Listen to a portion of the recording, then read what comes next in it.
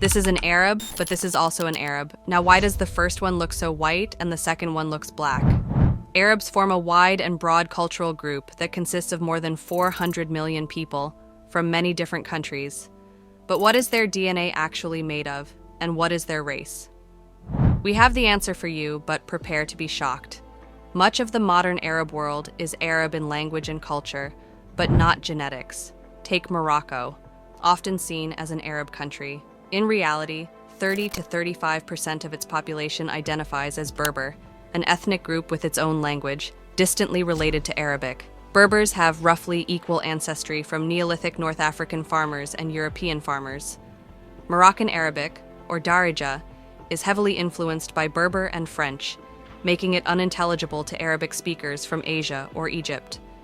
Genetically, even Moroccans identifying as Arabs have only about 13% Arab admixture, with most of their ancestry rooted in the local Berber population. Arab identity spread widely with Islam during the Islamic caliphates, but unlike in the Americas, this expansion didn't involve large-scale population replacement. For example, DNA from Muslims in Islamic-era Spain, despite being buried according to Muslim customs indicating their faith, was genetically identical to modern Spaniards, showing no significant Arab admixture. This raises the question, what other groups aren't predominantly Arab in a genetic sense? Moving east from Morocco, Arab admixture increases, but Berber ancestry remains dominant in Algeria and Tunisia. In Libya, the genetic picture changes. Arab admixture rises to 25%, Berber ancestry drops to about 45%, and there's a significant layer of ancient Canaanite ancestry, around 25%, likely from multiple waves, including Phoenicians and earlier migrations. Egypt offers a fascinating case. Despite the common belief that modern Egyptians are simply Arab migrants unrelated to ancient Egyptians, this is untrue. Predominant paternal lineages, like E1b1b, tie modern Egyptians to East and North Africa.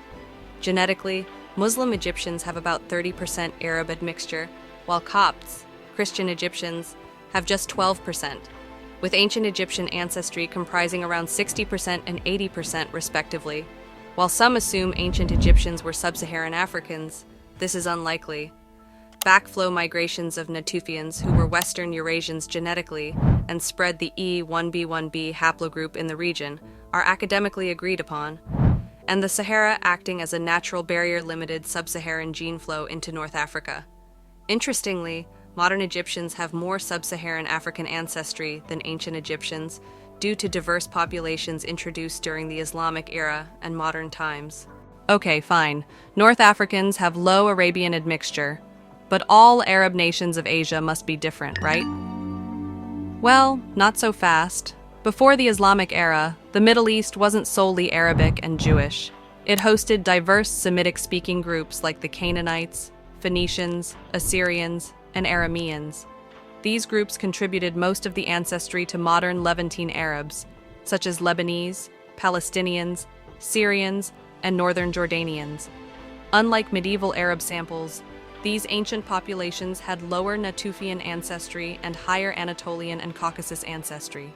While Muslim Levantine Arabs show some Arab and South Saharan admixture, Christian Arabs are predominantly local in origin, with up to 90% Levantine ancestry. This places them genetically closer to groups like Samaritans, Druze, Alawites, Cypriot Greeks, and Assyrians than to Peninsular Arabs.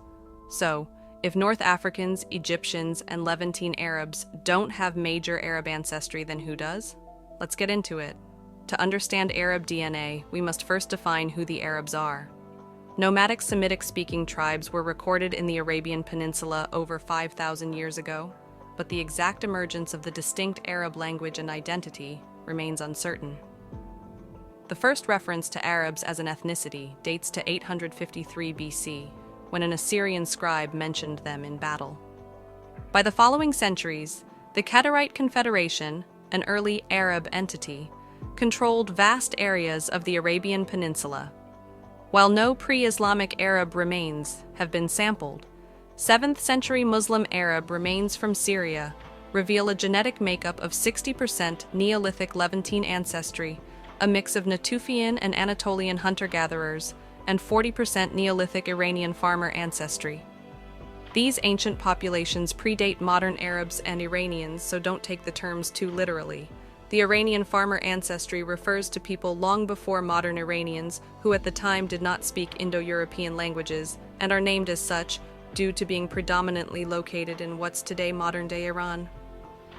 Genetically, these samples of medieval 7th to 8th century Muslim Arabs excavated from Syria align closely with modern Yemenis, Yemeni Jews, Saudi Arabs, and various Bedouin groups. So now that we know their genetic profile, what groups of Arabs have the largest levels of this ancestry? The first group we want to mention are Sudanese Arabs. Sudanese Arabs have significant Arab admixture, contrary to the assumption that North African Arabs are more Arabic genetically than they are. Historically, many Arab tribes have migrated to and settled in Sudan at various times. Depending on the tribe, Arab ancestry can reach up to 80%, particularly among Rashida Arabs who migrated to Sudan recently in the 19th century. Even long-established tribes in Sudan may have up to 60% Arab ancestry, with the national average likely around 40%. Though this varies by tribe and is hard to establish exactly without weighing the populations of each tribe.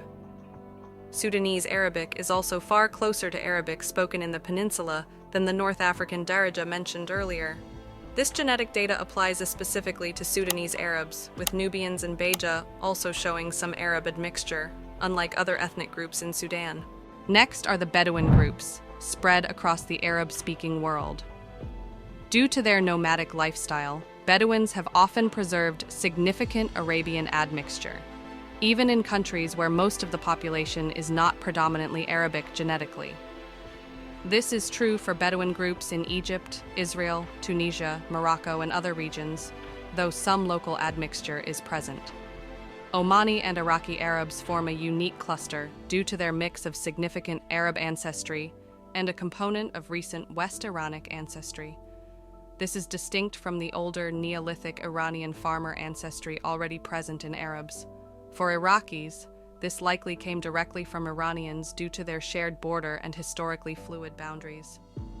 For Omanis, the West Iranic influence may stem from maritime trade with Iran and the historical presence of the Balochis, a West Iranic people with a long-standing community in Oman. The group with the highest Arab genetic admixture is the rest of the peninsular Arabs, including Saudis, Yemenis, Bahrainis, Kuwaitis, and Arabs from southern Jordan. This group typically averages around 70% medieval Arab ancestry, closely resembling the 8th century samples. They also have some additional Anatolian and Caucasus admixture, likely from Canaanite admixture, which is estimated at 20% in peninsular Arabs. This makes sense, as the early Arab Islamic caliphates were centered in Damascus, a likely source of this admixture. Interestingly, these genetic findings align with Arab oral history, which describes two branches, the Cottonites, from modern Yemen, and the Adnanites, from northern Arabia. Cottonites are considered the purest Arabs, while Adnanites are seen as more mixed or Arabized. The DNA results suggest Yemenis are genetically closest to the medieval Arab samples, with lower Canaanite admixture compared to Saudis and others, who, though still highly Arab, show higher levels of Canaanite admixture. To sum up, what race are the Arabs, and why do some ethnicities get mistaken for being genetically Arab? North Africans, Levantines, and Peninsular Arabs are categorized as West Eurasian genetically, which includes populations from Europe, the Caucasus, North Africa, the Middle East, parts of Central Asia, and parts of North India and Pakistan. Because these groups share phenotype similarities, people often assume they are all Arabs, leading to misconceptions about North Africans being descendants of Arab migrations rather than local populations. Similarly, Sudanese Arabs, though they have significant Arabian ancestry, may be perceived as less Arab in phenotype due to local African admixture. Arabs, with the exception of Sudanese Arabs, are generally considered West Eurasian, though their phenotypes can vary. It would be difficult to classify them as white, since that is an arbitrary concept. While some Levantines and North Africans may resemble Southern Europeans, they are not predominantly Arab genetically. Peninsular Arabs, who are mostly Arab genetically, look distinct from both Europeans and Africans, so their racial identity depends on context. Genetically, however, they are closely related to other West Eurasians. This may be what the US government meant by the white category in the census, as it includes not only Europeans but also North Africans, the Middle East, the Caucasus, and Central Asia.